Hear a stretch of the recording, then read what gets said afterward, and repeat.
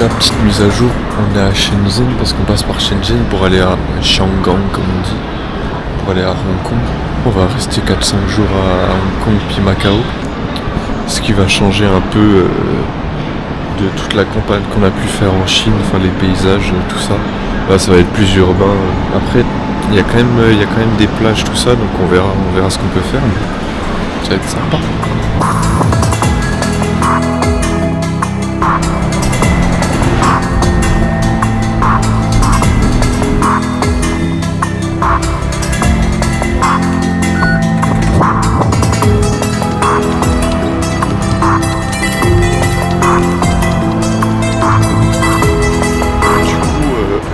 Première impression, franchement pas mal. Là on est en plein hiver, 15-20 degrés, juste une petite veste ça suffit.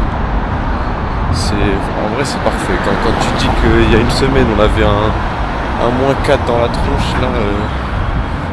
là il fait bon comme tout, c'est super. En vrai on n'est pas encore là depuis 24 heures, mais la ville a l'air vraiment cool. Il y a l'air d'avoir pas mal de trucs à faire, que ce soit même en termes de nature. Ah ouais, et du coup, à Hong Kong, c'est comme en Corée ou au Japon. Genre en Corée, tu vois, t'as la Timoni, au Japon, t'as la Suica, un truc comme ça. Et tout le monde utilise ça. Du coup, tout le monde utilise du cash pour recharger cette carte. Du coup, tout se fait avec le cash. Et vas-y, c'est trop chiant, frère. On est en 2025, faut passer à autre chose. Faut autoriser Apple Pay, faut faire des trucs. Mais non, que du cash. Du coup, ça c'est un peu relou. T'as des pièces à ne plus savoir quoi en faire. Un peu relou. Mais bon, on fait avec, on s'adapte à la culture, à la coutume. Comme le veut la tradition en Asie, il est tard le soir. Bon là, il est pas très tard, il est donc 22h15, 22h25. Mais on cherchait une petite collation au 7-Eleven. Ça fait toujours plaisir.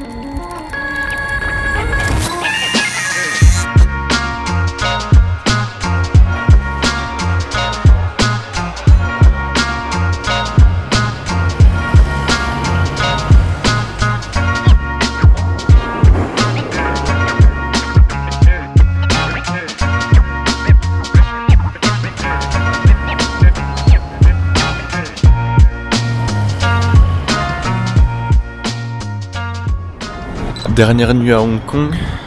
Demain matin on part pour Macao. Petit topo de Hong Kong, en vrai vraiment sympa. J'aime beaucoup l'ambiance de la ville. Il y a un côté à l'ancienne qu'on retrouve vraiment partout. Genre tu vas dans des restaurants, tu sens qu'ils ont du vécu. Genre le restaurant où on est allé avant-hier, tu sens que tout est un peu à l'ancienne. Genre t'as le petit tram un peu, des vieilles voitures rouges. Il y a un petit côté qui me fait penser, je vais pas dire au Japon en général, mais à Tokyo. Genre déjà les taxis c'est les mêmes, c'est des voitures Toyota. Mais même je sais pas, dans le côté où tout se fait un peu à l'ancienne, tu vas dans des vieux cafés, c'est joli, la déco, tu sens qu'elle a pas bougé depuis 20-30 ans. Il y a une ambiance, genre je saurais pas comment expliquer, mais il y a une ambiance. Aussi truc intéressant à noter, c'est que c'est une Chine on va dire plus ouverte à l'Occident. Ça se voit dans les restaurants. En Chine continentale, t'as pas beaucoup de restaurants étrangers, que ce soit... Enfin, t'as des trucs japonais, coréens, parce que c'est à côté. Mais tu vas pas trouver des pizzas, tu vas pas trouver un mexicain, tu vas pas trouver des burgers si facilement. À part les chaînes genre McDo, KFC. Alors que là, il y en a partout. Et genre c'est limite s'il y a plus de restaurants, on va dire, étrangers, que de restaurants typiques cantonais de Hong Kong ou je sais pas quoi. Et après il y a toute une partie nature qu'on n'a pas trop fait, on l'a fait un peu le premier jour et le Bouddha tout ça, mais il y a toute une partie où il y a plein d'îles, plein de plages qui a l'air vraiment sympa. Du coup tout ça pour dire que franchement, est-ce que je reviendrai? Oui. Quando o sol se pôs, pensei em nós dois. Foi a alma que morreu. Tudo escureceu, bem ao meio-dia. Foi no apogeu. Quem diria que seria o fim de você?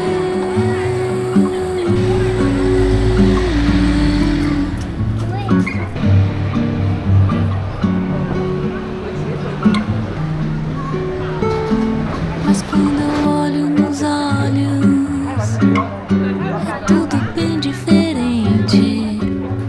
A boca fala, mas o coração não mente. O amor é uma teoria explicada por gente, não parece nem